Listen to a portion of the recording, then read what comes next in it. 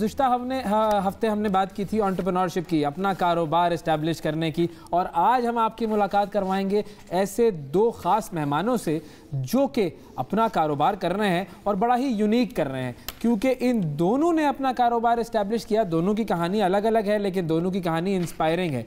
एक में आपको कम उम्री में मेहनत नज़र आती है और एक में आपको आइडिया की इनोवेशन नज़र आती है। हमारे साथ मौजूद हैं जनाब उवैस नकवी साहब और मोहम्मद नाफे। मोहम्मद नाफे जो हैं 9th के स्टूडेंट हैं। 9th के स्टूडेंट हैं, बिल्कुल 9th के स्टूडेंट हैं 15 साल और की उम्र बिल्कुल है। और मिनिमल बड़ा ही एक ना होने वाले खर्चे से इन्होंने अपने कारोबार का आगाज़ किया और अब लाखों कमा रहे हैं। बिल्कुल, तो इनसे हमने बात करनी है। और दूसरे जो मेहमान हैं हमारे साथ वो हैं जी उवैस नकवी। और नॉर्मली हम जो दूध ले रहे होते हैं बाजार से, उस या जो घर आता है गवाला देने, बिल्कुल उस गवाला सिस्टम को इन्होंने तब्दील कर दिया। गवाला सिस्टम में तब्दीली लेकर आए। वो क्या तब्दीली है वो इन दोनों मेहमानों से जानेंगे कि ये क्या काम कर रहे हैं। तो आप लोगों से जो है वो मुलाकात करवाते हैं नाफे और उवैस की। अस्सलाम वालेकुम। वालेकुम सलाम। अच्छा, हम आगाज़ जो है वो आपसे करते हैं नाफे कि आप अपना जो कारोबार कर रहे हैं, नवी जमात में हैं आप, तो ज़रा अपने कारोबार के बारे में बताइए, क्या काम आप कर रहे हैं? आज से 3 साल पहले मैंने एक ऑनलाइन स्टोर स्टार्ट किया था। सॉल्यूशन बिज़नेस का माइंड ये सेट था कि रिलेटिव्स थे और वो कहते थे कि मेरे घर के पास एक मार्केट थी गैजेट्स की, तो रिलेटिव्स कहते थे आप ये सामान ले आओ। मैं जाके देखता था, तो मेरे माइंड में आई क्या ना और लोगों को भी नीड होगी। फिर मैंने रीज़न ढूंढी कि रीज़न क्या है, कस्टमर्स ऑनलाइन शॉपिंग में क्यों नहीं जाना चाहते, कोई तो रीज़न होगी। तो 2 रीज़न्स मैंने फाइंड आउट किए। एक तो ट्रस्ट नहीं है कस्टमर्स को, फ्रॉड इतना बढ़ गया ऑनलाइन जिसकी वजह से लोगों का ट्रस्ट टूट गया। दूसरा प्राइसेस बहुत हाई हैं ऑनलाइन शॉपिंग पे, लोग लेना चाहते हैं मगर नहीं जा। फिर इन दोनों का मैंने सॉल्यूशन किया। पहला सॉल्यूशन ये किया ट्रस्ट का कि हमने एक कंपनी, कोरियर कंपनी के साथ कॉन्ट्रैक्ट किया और कहा कि जो भी हमारा कस्टमर पहले पेमेंट से पहले हमारा पैकेज खोलेगा, उसको चेक करेगा, अगर पसंद आता है तो रख लेगा, नहीं पसंद आता तो नहीं रखेगा। स्टार्ट में मैंने इन्वेस्टमेंट की थी 1000 रुपीज़। 13 ईयर्स की एज में मैंने स्टार्ट किया था, तो उस टाइम काफ़ी मुश्किल हुई थी और काफ़ी लोगों ने डिसअपॉइंटमेंट भी की कि क्या शुरू कर दिया, कोई तुमसे कौन ख़रीदेगा। मगर मैंने कहा ठीक है देखते हैं। अब उसी डिसअपॉइंटमेंट को मैंने अपनी तरफ करेज में ले लिया। मैंने कहा अब ये तो करना ही करना है, अब तो इज़्ज़त की बात आ गई है, क्या तो करना है। तो मैंने उसको स्टार्ट किया और अल्हम्दुलिल्लाह अब हमारी मिलियंस में सेल जाती हैं हर वीक और 10+ एम्प्लॉयज़ अंडर वर्क करते हैं और इसके अलावा बहुत सही चल रहा है। सही। तो जो आपके प्रोडक्ट्स हैं, मतलब आपने 1000 रुपये से शुरू किया, फिर उसके बाद अब आप मिलियंस तक आपकी सेल पहुंच गई हैं, तो जो बिज़नेस साइकिल है और जो प्रोडक्ट्स हैं उसके बारे में बताइए। सबसे पहले जब मैंने बिज़नेस स्टार्ट किया तो एक कोरियर कंपनी से आपको कॉन्ट्रैक्ट करना होता है। मैं कोरियर कंपनी के ऑफिस गया तो उन्होंने मुझे 1 घंटा बिठाया बाहर, बच्चा उन्होंने मुझे कहा जाओ। हाँ? अब मुझे और फिर डिसअपॉइंटमेंट हुई। फिर एक लोकल कंपनी थी, उससे कॉन्ट्रैक्ट साइन किया। फिर उसके बाद हम मार्केट में गए, उसको कहा कि पहले तो बहुत से शॉप्स पे गया, उनको कहा कि हम मुझे प्रोडक्ट चाहिए, मैंने सेल आउट करना, थोड़ी सी आप डिस्काउंटेड प्राइस दे दें तो आपको भी प्रोडक्ट सेल हो जाएंगे। काफ़ी ने तो कहा कि भाई अल्लाह हाफ़िज़। एक ने उसमें सपोर्ट किया और उसने कहा कि ठीक है मैं आपको प्रोडक्ट्स दूंगा।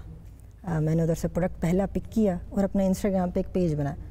अब था ये कि हमारी फैमिली में इंटरनेट नहीं था, अच्छा। अलाउ नहीं था बच्चों को बिल्कुल भी, मोबाइल भी मेरा अपना नहीं था, घर भी मैं ऑनलाइन बिजनेस रहा हूँ। अब होता ये था कि हमारे फ्रेंड होता था मेरा एक, गली में रहता था, उसके पास इंटरनेट होता था, तो मैं गली में चक्कर लगाता रहता था। जब मेरी मोबाइल की टाइम टेबल के मुताबिक बारी आती थी तो मैं चक्कर लगाता रहता था और कस्टमर्स को जवाब देता रहता था।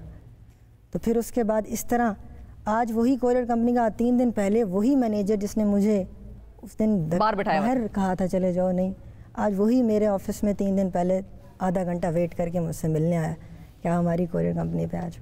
तो बड़ा शर्मिंदा था, वो तो हैरान हो गया कि भाई क्या हो गया, उसने तो शौक में। क्या बात है, क्या बात है, सबक सीख गया है वो, अपना सबक सीख गया सारी उम्र के लिए। अब ऐसा आपकी तरफ आएंगे, आप बताएं ये जो गवाला सिस्टम को आपने डिजिटल कर दिया, ये क्या आइडिया आपका, इसके बारे में बताएं। स्टार्टिंग से मैं ये चाह रहा था कि ह्यूमन हेल्थ के ऊपर काम किया जाए, कोई ऐसी प्रोडक्ट लॉन्च की जाए जिसकी मैं मार्केट की में बहुत ज़्यादा ज़रूरत है मार्केट में उसकी ना। तो मैंने इसके ऊपर फोकस किया है कि मिल्क इंडस्ट्री काफ़ी अनअवेयरनेस है वहाँ पर, और गवाले क्या कर रहे हैं उसके अंदर गर्मियों में बर्फ़ ऐड कर रहे हैं, वाटर ऐड कर रहे हैं। सो मैंने इसको डिसाइड किया कि हम एक ऐसा प्रोडक्ट लॉन्च करें मार्केट के अंदर जिसमें प्रॉपर्ली कूलिंग मैकेनिज़्म हो 24 आवर्स के लिए और जो हाइजीन स्टैंडर्ड्स को मेंटेन रखता हो। अच्छा। तो मिल्कीफाई के ऊपर मैंने प्रॉपर्ली थीसिस दिया अपना, एक ऐसा बाइक डिज़ाइन किया, एक ऐसा कंटेनर डिज़ाइन किया जिसमें 24 आवर्स के लिए कूलिंग मैकेनिज्म है। अगर आप मिल्क को कहीं पे भी डिलीवर कर रहे हैं तो मिल्क उसके अंदर ठंडा रहेगा। हम लोग अभी करंटली जो है वो क्लाइंट के डोर स्टेप्स के ऊपर मिल्क डिलीवर कर रहे हैं। सो हम लोग 100% बफलो मिल्क डिलीवर कर रहे हैं अभी इन लाहौर। एंड हमने इसको प्रॉपर्ली, एक होता है कि आप बच्चे हैं, बच्चों को फ्रेश मिल्क की नीड चाहिए, उनको ये ज़रूरत है। लोकल इंडस्ट्रीज़ में इस तरह के बहुत सारे प्रॉब्लम्स हैं कि इंजेक्शंस लगते हैं, बफलोस को, एनिमल्स को इंजेक्शंस लगते हैं जिसमें बच्चों की ग्रोथ नहीं हो पाती हैं। तो हम लोगों ने एक ऐसा फॉर्म प्रॉपर्ली डेवलप किया है जहाँ पर हमारे पास प्रॉपर डॉक्टर्स जो एनिमल्स की टेक केयर कर रहे हैं, प्रॉपर फीड्स, उनकी ऑर्गेनिक फीड्स आ रही हैं, और यूरोपियन इक्विपमेंट्स के थ्रू हम डेली बेसिस के ऊपर मिल्क को प्रॉपर्ली टेस्ट करके कस्टमर्स तक डिलीवर कर रहे हैं। डेयरी फार्म के बारे में ज़रा बताएं कि कितनी भैंसें हैं आपके फार्म में, कोई और डेयरी प्रोडक्ट्स भी बनाते हैं आप? सो करेंटली अभी हम लोग सिर्फ मिल्क में काम कर रहे हैं और अभी 80+ एनिमल्स हैं हमारे पास लाहौर में, और वहाँ पर प्रॉपर्ली फॉर्म, प्रॉपर्ली मिल्किंग और प्रॉपर्ली मिल्किंग मशीन्स के थ्रू हम लोग मिल्क जो है वो उसके अंदर से निकाल रहे हैं ताकि क्लाइंट्स को नो ह्यूमन कांटेक्ट, प्रोडक्ट के साथ कोई ह्यूमन कांटेक्ट नहीं है, जैसे मिल्क निकल रहा है एज इट इज़ क्लाइंट्स को मिल्क डिलीवर हो रहा है। अच्छा, ओके। अच्छा, अब ये दो मेहमान हमारे सामने मौजूद हैं, दोनों की बड़ी ज़बरदस्त स्टोरीज हैं, दोनों की अमेजिंग स्टोरीज हैं। नॉट टू अंडरमाइन एनीवन, लेकिन ये जो जुमला मेरे जहन में आ रहा है कह दूं मैं कि मतलब एक हमारे पास है ओवैस कि जिन्होंने लम्स में पढ़ा, यूनिवर्सिटी में पढ़ा और उनको मिलियंस की फंडिंग मिली और उसके बाद एक बहुत ज़बरदस्त इनोवेटिव आइडिया पे उन्होंने काम शुरू किया। और एक तरफ हमारे पास 7वीं क्लास का एक बच्चा जिसने 1000 रुपये से बिजनेस शुरू किया, अब वो 9वीं क्लास में आ चुका है, और जब 1000 रुपये से शुरू किया था अब वो मिलियंस तक पहुंच चुका है। तो इस हिसाब से तो नाफे जीत गया। अच्छा, आप करेंगे ये कंपैरिजन? अच्छा, नाफे का जो बिजनेस मॉडल, हमारा बिजनेस मॉडल है फ्रेंचाइज मॉडल बेसिकली। हमने अभी लाहौर के अंदर स्टार्ट किया है। We are planning to launch in Islamabad and Karachi, क्योंकि एक प्रॉपर्ली एक चेन डेवलप हो जाएगी है जिसमें आप प्रॉपर्ली डेयरी प्रोडक्ट्स को और स्टार्ट कर सकते हैं। आप योगर्ट में आ सकते हैं, आप बटर में आ सकते हैं, आप चीज़ में आ सकते हैं, क्योंकि मिल्क इंडस्ट्री एक वास्ट फील्ड है, बहुत बड़ी फील्ड है जिसमें हर घर के अंदर दूध चाहिए और हर क्लाइंट की कंप्लेंट किया है कि उसको दूध अच्छा नहीं मिल रहा। दुरुस्त। हमने as it is milk deliver किया है। हमारी जो क्लाइंट्स हैं उनका फीडबैक इतना स्ट्रॉन्ग फीडबैक है कि वो कहते हैं कि ये मिल्क हमें 9 ईयर्स हो गए हैं, 8 ईयर्स हो गए, हम लाहौर में हमने इस तरह का मिल्क। आपकी तरफ आते हैं, आप के पास इंटरनेट एक्सेस नहीं था और जब ये बिज़नेस इस्टेब्लिश हुआ छोटा छोटा करके, तो आपके वालिदैन को कब पता चला कि आपने ये बिज़नेस इस्टेब्लिश कर लिया है? कब उन्होंने आपको फिर सारी चीज़ें अलाउ कर दी? उन्होंने तब शुरू में तो उन्होंने कहा कि ऐसे ही बच्चा कर रहा है, करने दो, कुछ भी नहीं होगा। फिर जब इस्टेब्लिश हुआ तो फिर उन्होंने देखा मैं तो फुल करने लग गया था और बड़ी मेहनत की, तो फिर उन्होंने फुल सपोर्ट किया।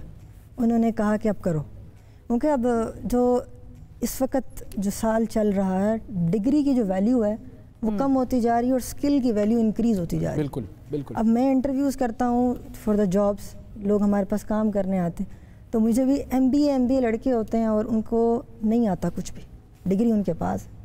अब अगर मेरी कंपनी के माइंड सेट से देखूँ तो मैं तो कभी भी नहीं रखूँगा।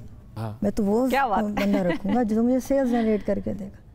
तो इसी तरह दुनिया की टॉप 10 कंपनीज़ जैसे एप्पल है, वो भी डिग्री नहीं लेती, वो अब आपको कहती है कि आप अपना स्किल दो। और इस वक्त जो स्किल है उसकी कीमत बहुत ज़्यादा है, वैल्यू है। आप जॉब में चले जाओ, आप बिजनेस कर लो, कुछ भी कर लो, बस आपको स्किल आना चाहिए तो आपकी इस वक्त वैल्यू होगी। तो वैसे क्या स्किल्स होनी चाहिए अगर किसी को बिजनेस करना है? तो असल में जो मेरी स्टडीज़ हैं स्किल से रिलेटेड, मैं कहता हूँ कि कंसिस्टेंसी होनी चाहिए। कोई भी बंदा अगर कुछ भी कर रहा है, अगर उसके अंदर परसिस्टेंस है ना, तो वो उसमें कामयाब हो जाएगा। स्किल्स आप कह सकते हैं कि हार्ड वर्किंग स्किल है, ठीक है, टाइम मैनेजमेंट एक स्किल है, लेकिन जब तक किसी एक एंटरप्रेन्योरशिप के अंदर, अगर किसी एंटरप्रेन्योर के अंदर परसिस्टेंस नहीं है ना, तो आई थिंक वो तब तक सक्सेसफुल नहीं हो सकता। लगातार मेहनत, एक चीज़ को बार बार रिपीट करना, आई थिंक वो आपको अपने गोल्स के करीब ले जाता है। सही है, ठीक है। नाफे, क्विकली आप हमें क्या बता सकते हैं, कौन सी स्किल आपके ख्याल में इंपॉर्टेंट है? स्किल जो है ना वो हर इंसान के अंदर अपनी है, पहले तो उसको आप फाइंड आउट कर लो। अगर आपका माइंडसेट बिजनेस वाला है तो आप बिजनेस। अब अक्सर लोग मुझे देखते हैं, वो कहते हैं हम ई-कॉमर्स बिजनेस शुरू कर लेते हैं, बहुत आसान है, जॉब छोड़ देते हैं। मैं कहता हूँ जिस जॉब कर रहे हैं उसमें भी तो आप महारत हासिल कर सकते हो, वो कंपनी आपकी वैल्यू रखे। अगर आप कंपनी को 50 लाख का बिजनेस जनरेट करके दोगे तो कंपनी आपको 5 लाख क्यों नहीं देगी? ज़रूर देगी। आप जहाँ भी जिस फील्ड में चले जाओ अपनी वैल्यू बनाओ। आपका टैलेंट ही नहीं है, स्किल ही नहीं है ई-कॉमर्स में आपको कि इसने कर लिया तो हम भी कर लेते हैं। और बहुत से लोग मुझे फॉलो करके आते भी हैं। मैं लेक्चर्स देता हूँ गवर्नमेंट स्कूल के बच्चों को, तो मैं उनको कहता हूँ कुछ भी कर लो, एक तो कुछ भी कर लो मगर उसको एंड तक पहुंचाओ, समझो यही करना है। बिल्कुल, बड़ी अहम बातें की हैं दोनों ने। ओवैस आपका शुक्रिया, नाफे आपका शुक्रिया।